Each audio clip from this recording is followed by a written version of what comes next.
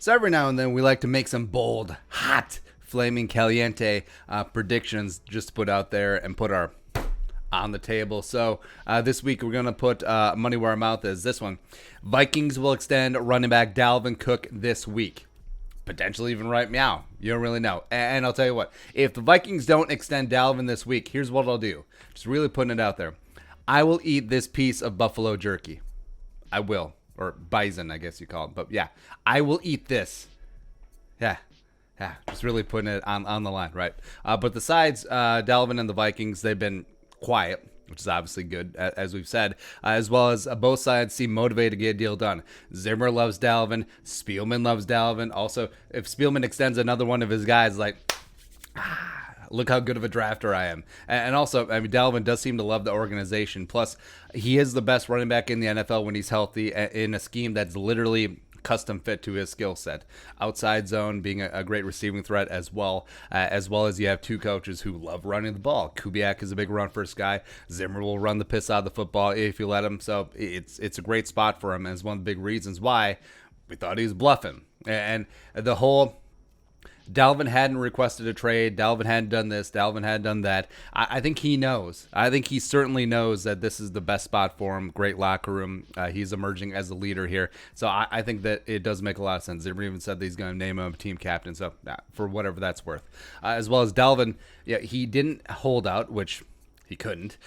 He showed up, put in the work, been a pro's pro, really is a quintessential Viking. And I think that's one of the big reasons why Spielman and Zimmer find him so appealing. Is that he is a great high-character locker room guy and just a absolute professional, right? And we've talked about that we've been hearing that there's been a couple holdups in negotiations where they're not deal breakers, but they're just a couple of T's and lowercase j's that have to be crossed and dotted respectively. So number one, obviously the money. Also, it's when does the money hit? Dalvin, being the player, does want it spread out over more years, gives them some more long-term stability. Vikings obviously want it early. Rob Brzezinski special. Number two, length.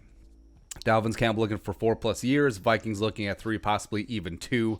I think they will find a compromise in the middle there. Also, injury guarantees, which are a big deal with Dalvin Cook, as well as some potential offset language where if it doesn't work out here with the Vikings and Dalvin signs up somewhere else, do the Vikings get off the hook for some of that cash, a la what happened with the Rams when they let go Todd Gurley. He signed up with Atlanta. There was some offset language in there as well. So now I think that a deal will get done probably this week, and that deal will land just north of the Derrick Henry $12.5 million per year, but also it won't be on a 4-year deal like Derrick Henry, the 4-year $50 million deal. It'll be on a 3-year deal.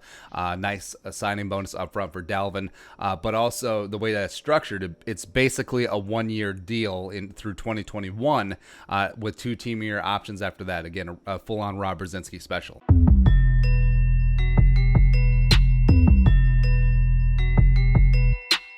So it's not that top tier of the market, Christian McCaffrey or Zeke Elliott type money. But also, I think that Dalvin's camp sees it the way that Derrick Henry's camp saw it, even though Derrick Henry won the rushing title as well as basically won 2 playoff games by himself. But even though he is franchise tag, he could see the writing on the wall that the Titans could just tag him twice. He'll be older. No one was probably going to be looking to sign a power running back to a long-term deal after 2 more years. So he just took what he could get. I think Dalvin will as well, because I think it's a real threat that the Vikings could franchise tag him in 2021, which would be about $10 million, and then do it again in 2022. So that's 2 years, $22 million, averaging $11 million per year on those 2 consecutive tags. And, just taking what you can get now, having some flexibility, and potentially a spot where you could get out of your contract and get paid again, even though do running backs really get a third contract? Not really. Like maybe Mark Ingram, except that wasn't for a ton of money anyway. So I think it would be smart for Dalvin. I think it obviously would be smart for the Vikings to really come in and get this thing done. And also, fittingly enough, today, August 10th, is Dalvin's birthday. He turns 25 years young. So that would be a great birthday present. A big old fatty signing bonus, just like hit that direct deposit, baby. As well as Doogie pointed out that Dalvin is scheduled to talk to the media jackals on a Zoom chat on Friday. So if a deal is nearly done, that could provide some quasi-motivation, because it would be nice if the media jackals talk to him about the new deal and the future of the Vikings, as opposed to, when are you getting a new contract? What's the deal with the contract? How come you didn't hold out? What's the deal? Huh? Yeah. So there you go. But again, our prediction: Dalvin Viking extension gets done this week, or I will eat this delicious piece of buffalo meat. So there you go. All right, but your thoughts? Dalvin extension, let us know in the comment section below. Subscribe for daily Vikings takes. Want to support that work? Pull some in the Venmo. But until next time, Skol, production value.